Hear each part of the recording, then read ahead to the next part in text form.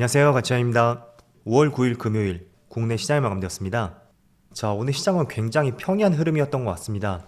종가를 보더라도 전날과 거의 비슷하게 마무리가 되었고, 코스피는 개장 직후 1시간을 제외하고 그 이유는 별다른 특징적인 움직임은 나오지 않았습니다.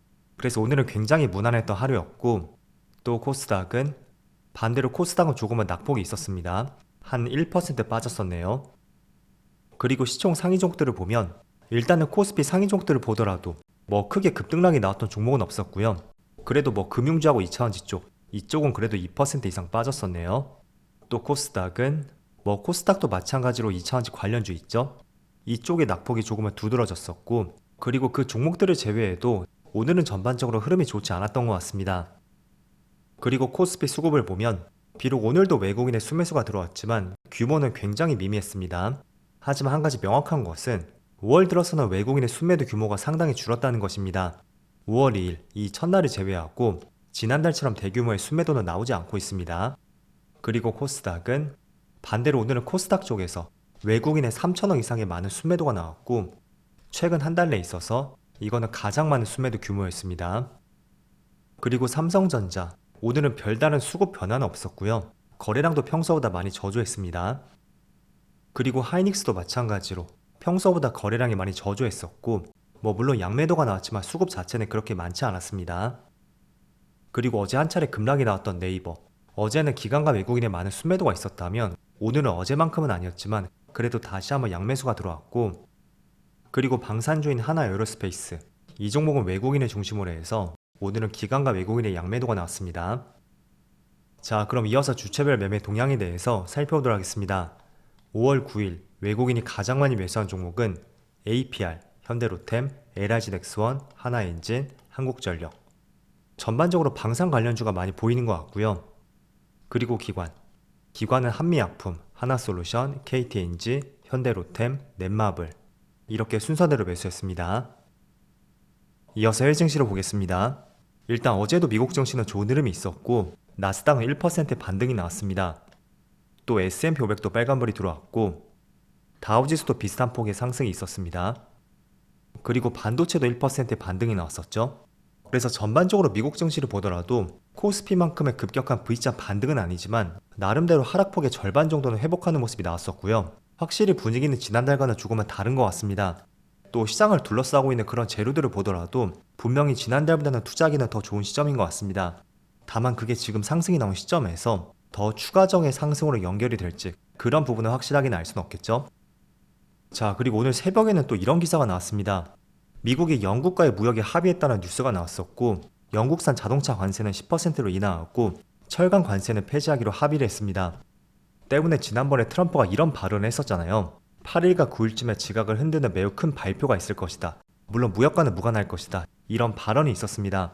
그래서 그게 영국과의 어떤 무역 협상에 대해서 어떤 결과 발표를 염두에 둔 뉴스였는지, 아니면 현지 시각으로 9일까지니까 기간상으로 본다면 내일 새벽까지도 유효한 시간입니다.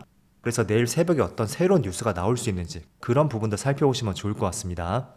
자, 그래서 영국이 지금 스타트를 끊었다고 할 수가 있는데, 지금 많은 국가들이 협상을 진행 중이잖아요. 심지어 중국과의 협상도 진행 중인 만큼 그런 점들을 봤을 때는 지난 4월에 비해서는 대외적인 리스크는 조금은 줄지 않았나, 그런 말씀 드리겠고, 하지만 대외 변수가 줄었다고 해서 이미 일정 부분 반등이 나온 시점에서 그게 주가의 상승으로 연결이 될 것이다 라고 보기에도 조금은 어려울 수가 있습니다. 때문에 미국 증시, 국내 증시 모두 마찬가지입니다. 저점에서 의미 있는 반등이 나왔다면 항상 조심해보는 것이 필요할 것 같습니다. 또 추가적으로 아시아 증시, 일본 증시도 1.4% 반등과 함께 V자로 반등이 나오고 있죠. 또 대만 증시도 마찬가지고요. 중국 증시도 V자로 반등이 나왔습니다. 자, 우선은 제 영상을 많이 보신 분들이라면 제가 선호하는 지표가 두 가지가 있다는 것을 아실 거예요. 첫 번째는 바로 추세입니다. 그리고 두 번째는 지금 시장이 과매도 구간인지 또는 과매수 구간인지 RSI 지표를 통해서 위치 파악하는 것을 굉장히 좋아합니다. 그래서 그 관점을 두 가지를 말씀드리면, 자, 지금 코스피의 1년 동안의 추세를 보세요. 제가 고점끼리 한번 연결해 보겠습니다. 이렇게 고점끼리 연결해 보니까 하나의 명확한 추세가 보이는 것을 확인해 볼 수가 있습니다. 그리고 그 추세는 아랫방향을 가리키고 있죠. 자, 그런데 공교롭게도 지금의 위치를 보세요. 아랫방향으로 가리키는 그 추세 상단까지 주가가 올라왔었고, 그렇다는 것은 확대해서 보면 지금 위치는 어떤 특별한 호재가 나오지 않는다면 한 차례 코스피 지수가 밀릴 수도 있는 중요한 위치라는 것을 알 수가 있습니다. 그리고 1년 평균선을 한번 넣어보겠습니다. 지금은 6개월선, 120일선까지 나와 있죠. 이거를 제가 240일선으로 바꿔볼게요. 그럼 공교롭게도 지금의 위치가 이 회색선이죠. 조금 진하게 표현을 한다면 검은색으로 5포인트. 자, 이렇게 표시를 해보면 지금 코스피 위치가 1년 평균선 그리고 추세 하단 부근 정확하게 맞물려 있는 것을 알 수가 있습니다.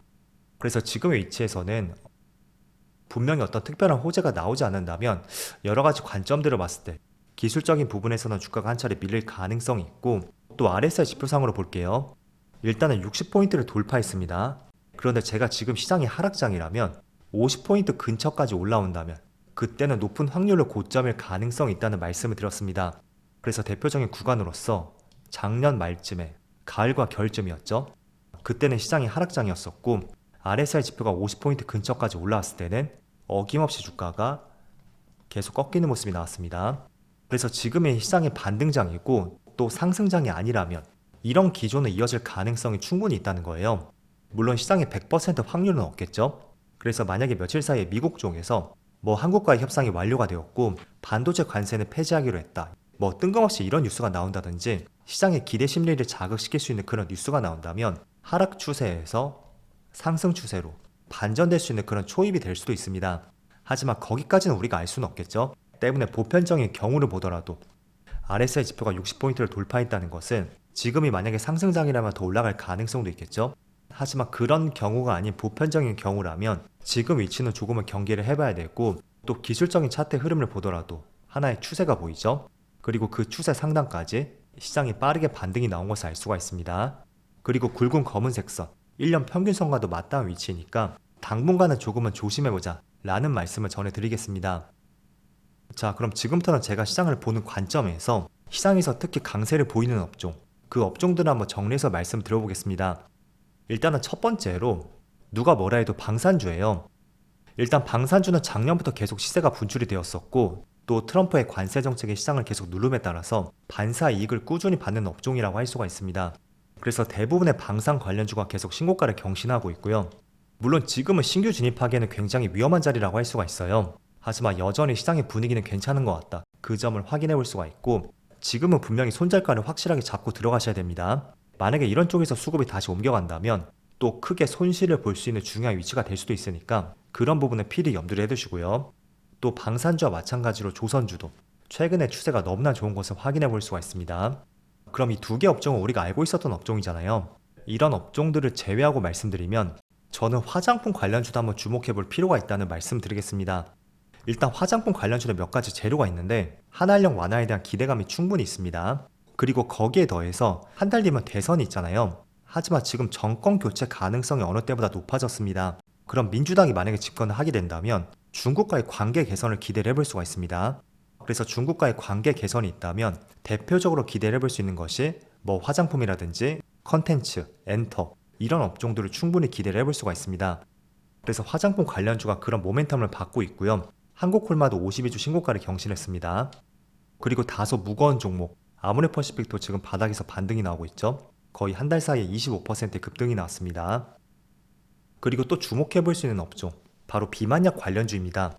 대표적으로 인벤티지 랩이라든지 펩트론, 블루엠텍, 한미약품 이런 기업들 대표적인 비만약 치료제 관련주 있고, 그리고 비만약 쪽은 사실 작년에 위고비를 중심으로 해서 관련주들에 굉장히 좋은 흐름이 나왔습니다. 하지만 최근에 또 강세를 보이는 것은 그동안 비만 치료제는 주사 형식이었다면 최근에 관심을 받는 것은 경구용이죠. 알약 형태의 비만 치료제가 관심을 받고 있습니다.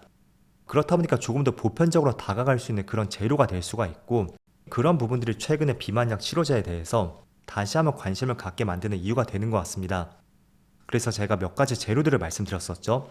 물론 상승이 꽤나 진척이 된 종목들도 있을 거예요. 하지만 그럼에도 불구하고 이런 업종들을 우리가 꾸준히 주목을 해봐야 되고, 앞으로도 다시 한번 시세가 나올 가능성이 충분히 높으니까 계속해서 한번 관심을 가져오자는 말씀을 드리겠습니다. 자, 그럼 오늘 날씨도 굉장히 좋지 못했었고 공휴일 때문에 한 주가 굉장히 빨리 지나간 것 같습니다. 모두 주말 잘 보내시고요. 저는 다음 주 월요일 영상에서 다시 찾아뵙도록 하겠습니다. 모두 즐거운 주말 되세요. 감사합니다.